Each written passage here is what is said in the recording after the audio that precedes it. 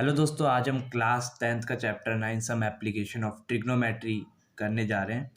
तो कुछ बेसिक चीज़ें देखेंगे इसमें जो चैप्टर में आगे काम आएगी। ठीक है, तो सबसे पहले इसका जो यूज़ है ट्रिग्नोमेट्री का, हम हाइट एंड डिस्टेंस, दूर दूर की जो हाइटें हैं, दूर दूर की डिस्टेंस है, वो मापने के लिए करते हैं। ठीक है, चलो कुछ बेसिक चीज़ें सीख लेते हैं। मान लीजिए कि इधर एक बहुत बड़ा टावर है।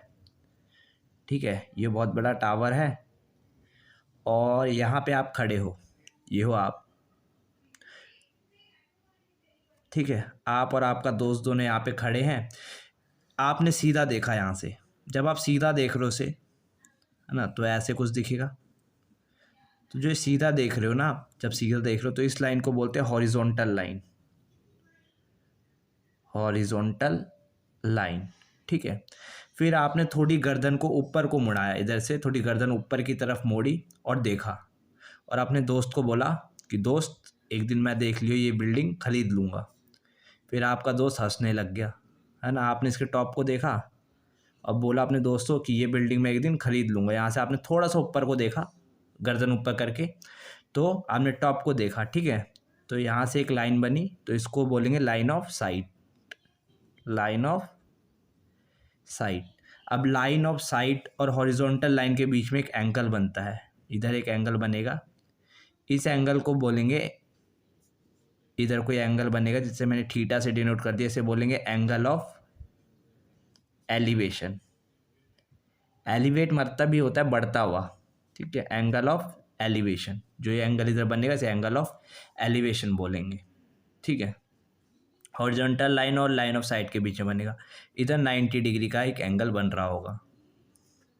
ठीक है, अब देखो दूसरे एक और चीज़ देखनी है अभी।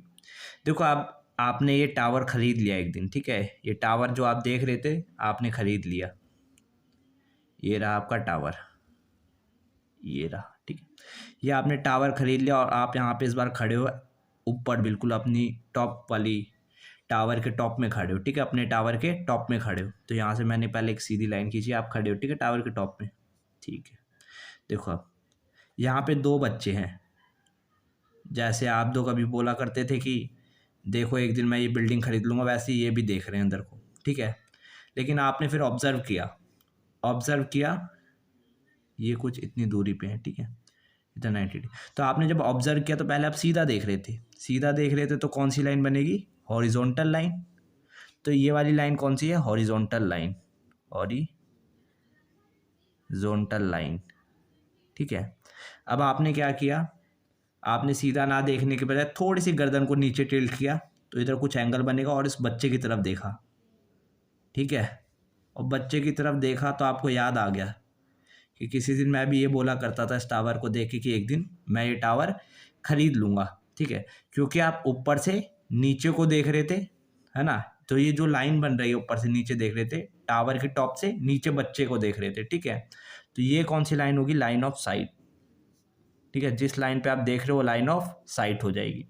लाइन ऑफ साइट और हॉरिजॉन्टल लाइन के बीच में एक एंगल बनता है, इधर एक एंगल बन रहा है। ठीक है, जैसे कि इधर एंगल ऑफ एलिवेशन बन रहा था, वैसे ही क्योंकि आप इस बार नीचे को देख रहे हो, थोड़ी गर्दन नीचे करके, पहले आप सीधा देख रहे थे, थोड़ी गर्दन को नीचे किया तो एंगल बना और आपने नीचे देखा। ठीक है, टॉप से बॉटम देखोगे तो एंगल ऑफ डिप्रेशन बनेगा, एंगल ऑफ